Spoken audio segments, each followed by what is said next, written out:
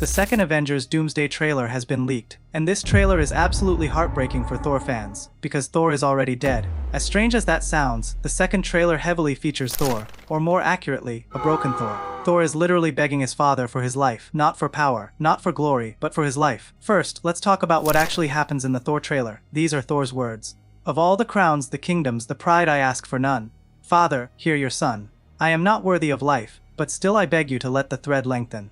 Not for thunder, not for war, let me remain long enough to see my love once more." Thor is saying that he doesn't deserve to live, but he pleads to exist just long enough to see his daughter one more time. And that alone is massive proof that Thor is either already dead or trapped between life and death, just like Rocket once was. So how did this happen? I have strong evidence for that too. In this video, we're gonna break down exactly how Thor became unworthy and how he was killed. First, let's talk about how Thor dies. We already know this pattern. In Fantastic Four movie, we see Dr. Doom chasing a cosmic child, Franklin Richards, who has the power to create and destroy the universe. That power was born from a cosmic leak. Now a similar child exists in the current MCU 616 universe, and that child is Love. Love was reborn with a fragment of eternity. Because of that, she is automatically powerful enough to destroy a universe. Eternity itself can fulfill any wish, so imagine how dangerous even a fragment of that power would be. This makes one thing very clear. Dr. Doom, just like Gore the God Butcher, is hunting children, not ordinary children, but godlike, powerful ones. To support this, we were also shown Captain America's child. And if Steve Rogers is returning, his child is a very important clue, which I'll talk about in another video. But for now, understand this. Doom's plan is to collect powerful children and use them to complete his mission, no matter the cost. According to leaks, in the Fantastic Four universe, Doom takes Franklin Richards, wins over Sue Storm, keeps Franklin as his son and Sue as his wife. After that, he arrives in the MCU 616 universe. And the moment he arrives, he targets Thor's daughter. We already know Thor's daughter possesses the power of eternity. Because of that power, Love immediately senses something is wrong. She warns Thor that someone is coming who will destroy the entire universe. Just like Bruce Banner warned the Avengers about Thanos in Infinity War, Thor prepares to warn the Avengers.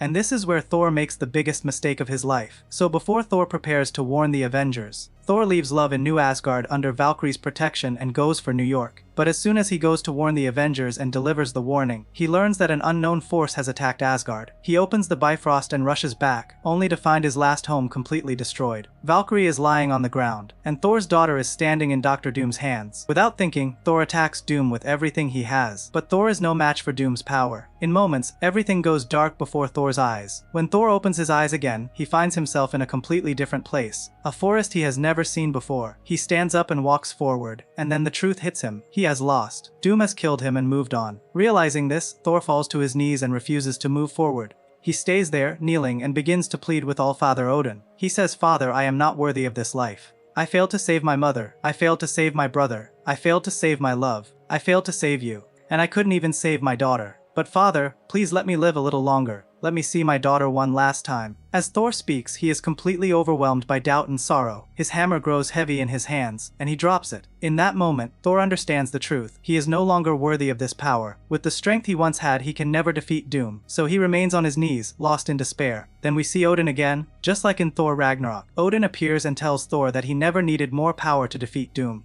Odin reminds him that he is already All-Father Thor, and if he truly understood his strength, he could defeat Doom in moments. Odin tells him it is not too late. His daughter can still be saved. Then Odin reminds Thor of the Odinforce. He tells Thor that he already transferred the Odinforce to him long ago. Thor simply never realized it. We are then shown the deleted scene from Thor Ragnarok, where Odin truly gives Thor the Odinforce. At that moment, Thor remembers everything, Jane, Loki, Odin, and the people he has lost, just like Rocket once did. And then Thor is resurrected. But this time he is different. Thor rises wearing new armor, black sleeveless with 4 golden emblems on his chest. He has a new helmet, golden boots, and black pants. This is no longer the god of thunder. This is a Thor reborn through loss. Now fully awakened to the Odinforce, Thor sets out once again, not just to fight Dr. Doom, but to save his daughter and take revenge on the villain who took everything from him. Now after seeing all this evidence, what do you think? Is Thor's fall setting up his greatest rise? Let me know in the comments. And if you enjoyed this breakdown, like, subscribe, and share. I'll see you in the next video. Until then, keep watching MCU Talk.